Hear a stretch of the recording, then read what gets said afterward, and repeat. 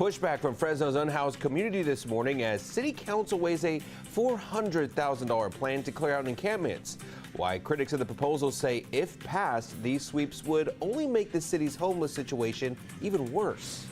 In less than 48 hours, nearly 40 million people receiving federal food aid will be forced to choose between feeding their families or keeping the heat on this fall as we enter the 30th day of a federal government shutdown.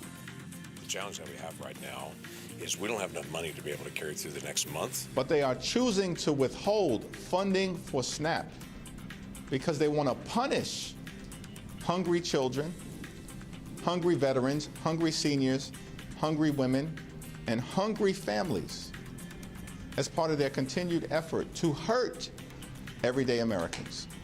Why the White House is remaining firm in its decision not to dip into the SNAP contingency reserve, and what other problems this ongoing shutdown is now revealing.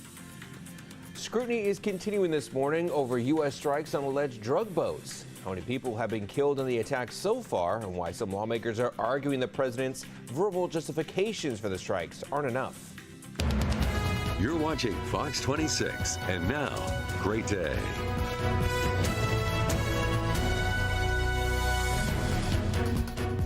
We began this hour with a live look at the silhouette of El Capitan, a live view of Half Dome in Yosemite National Park, but some of those sites are taking a backseat to the meteor shower that continues. Yeah, they are. For a second week, the Orionid meteor shower, as quite the show is still revealing itself, if you will. Yeah.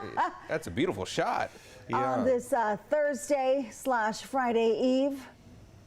Yeah, this is going to last I think another week, maybe. The thing is, we really can't see it a lot here down in the valley because we've got so many lights around here, but up there, I mean, that is making way for that beautiful sight that we're bringing you live this morning from Yosemite. Good morning to you. Thank you so much for starting your day with us. I'm Liz Gonzalez. What Liz just insisted there is that we take a road trip, everyone together. I'm Carl Cook. And I'm Justin Willis. Thank you for joining us. Gosh, you can't get over that. Yeah. You know, and eventually it's going to die down, but get up there while you can and check it out. We have clear skies still in the forecast for us, a little bit of a warm up in temperatures here, and maybe a little bit of fog out there. We're keeping an eye on that for you this morning as well. It'd be nice if it looked that pretty if we do get fog, but check it out. We've got current conditions of cool weather out there right now. Clear skies, 55 at the moment. Eastern winds at 3 miles an hour. Dew point is at 51. And the rest of the day, yeah, it's going to be nice out there. Plenty of sunshine out there. Temperatures a little above normal again. We're at 61 degrees at 10. At noon, it'll be 71, and at 5 o'clock, 78 degrees out there for us. Winds will be calm to light out there, but it's going to be a pretty lovely day out there. Up next, though, your next weather maker, we are going to project into the future and talk about a little bit of rain coming up. We continue our relentless coverage of what appears to be a massive illegal dumping site filled with dozens, possibly hundreds of dead animals. The discovery now prompting county officials to take action. The Fresno County Sheriff's Office has confirmed about 100 carcasses were on the site. Here's what it looks like from Google Earth. It is a rural area of western Fresno County in a shallow ravine, sort of off of Interstate 5. Some carcasses, all sheep, looked fresh. Others had only bones left. The sheriff's office says the most recent dumping appears to have happened within the last few days. We do not have any information right now of how they got there. So our ag detectives are going to start talking with ranchers in the area, specifically those who have sheep, to see if they know anything, if they've heard of anything, and hopefully that'll provide some investigative leads for us. Fresno County Supervisor Brian Pacheco did give a statement to Fox 26 saying that once the investigation finishes, the carcasses will be properly disposed of. He says the property is in the names of 2 owners who have passed away. Family members who live out of state told the sheriff's office that they have not visited the property in decades and were unaware that anyone was using it. Now, Supervisor Pacheco says that the area is isolated. The closest people living nearby are ranchers about 15 miles away.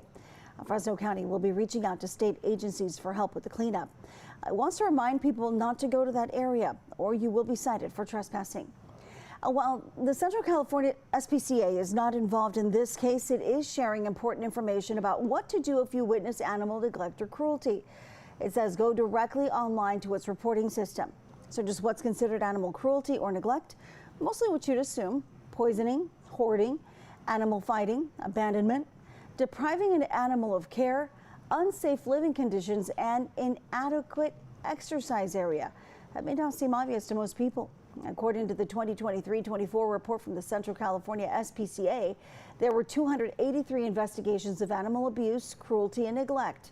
172 animals were seized, and 4 cases were handed over to the district attorney's office. Happening today, a big vote at Fresno City Hall could pave the way for more homeless encampment sweeps along one of the city's busiest freeways. The Fresno City Council will consider a $400,000 proposal that would allow the city to partner with Caltrans to clear and clean encampments along Highway 41. But it would only allow them to conduct the sweeps between Shaw Avenue and Friant Road. They would have to follow state guidelines treating people with dignity and compassion. City officials say that these sweeps are necessary for safety, but others argue they only push people without anywhere to go. We're going to spend $400,000 on what? On what they're doing already? To me, it's a waste of money, a waste of funds when they go and sweep these places. We're going to move off the encampments on the highway, and we're going to move up into the neighborhood because there's nowhere for them to put us.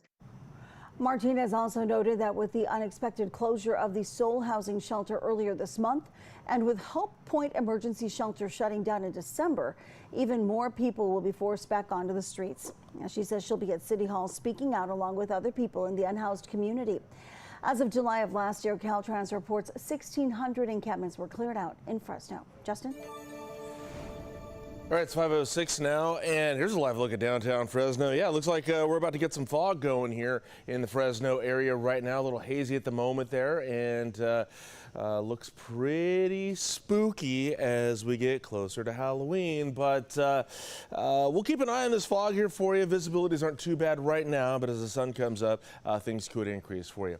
After that, we're going to be dealing with some warmer than usual temperatures here. We got some high pressure that's really impacting a lot of the western part of the country here, especially us here, where we're going to see our temperatures get a few degrees above normal here. I want to go back to the visibilities really quick here, just to kind of give you an idea where we're at with the fog. Right now in Fresno, we just have a little bit going on. It's still 10-mile visibility there, but on that upper level there, well, it's looking like it could get ready to drop. Down at Reedley, we got 3-mile visibility, 1 3/4 miles down in Hanford there. We'll keep an eye on this throughout the morning and let you know if the fog increases for us across the valley. All right, so how about some rain, huh? Yeah, I haven't had much of that yet, but we will see some next week. In fact, not until about next Wednesday there. Looking about the afternoon there, we'll see Northern California get a good amount of rain there. Bay Area getting a little bit of rain, and then that is going to work its way into our area by Wednesday night there, and we could see a good amount at that time. Maybe some snow up in those higher elevations too, and at this point we're looking at maybe a 1/10 of an inch of rain out of this. Not a lot yet, but there's plenty of time for this storm to develop. But right now it is on a trajectory to hit us here in the San Joaquin Valley. So next best chance of rain, we're looking at next Wednesday into Thursday there. All right, so temperature-wise, this is what we got for you today. It's going to be 81 degrees. Yeah, that's about, I believe, 8 degrees above normal for us. Light winds out there. Tomorrow, Halloween, yeah, 78 there. A little above normal, but not too bad. Should be nice, sunny, light wind out there. And then Saturday, plenty of sunshine for Dia de los Muertos. It'll be 79 degrees that day. Upper 40s, low 50s for your overnight lows. In just a little bit here, we'll get a look at your highs and lows for today across the rest of the San Joaquin Valley. It's now 5:08. Take a close look at this picture. Fresno police are asking if you can identify that man. We're told he broke into the Fast and Easy Valero in the Pinedale area and stole a pack of cigarettes before taking off. He was riding a bicycle with a tent attached. Police say that this happened October 12th. If you have any information on the man or his whereabouts, please call Fresno Police at the number there on your screen. And another man is wanted for a brazen theft in Fresno. Police say Tuesday night this man broke into Raceway Express car wash near Milburn and Herndon, making off with a pressure washer and microfiber towels. He was seen leaving the car wash heading west toward the Santa Fe Railroad tracks. If you have any information on him, please call Fresno Police. Worry is now at an all-time high for Americans who depend on federal food assistance programs. What Democratic lawmakers are now accusing the Trump administration of doing, and why the White House won't dip into contingency funds to provide SNAP benefits through next month. Time is now 5:09 as we head to break. Here is a live look at Sundial Bridge in Redding. You can find new headlines and the weather forecast on your screen all morning long, even through the commercial break.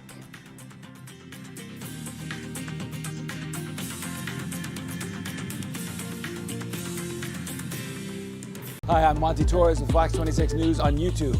Thank you for checking out our YouTube channel, where we have loads of great content for you to choose from. And while you're here, why not click on the subscribe button right here? That way you can stay in touch with all the latest breaking news, everything news related within the Central Valley. And thank you for watching.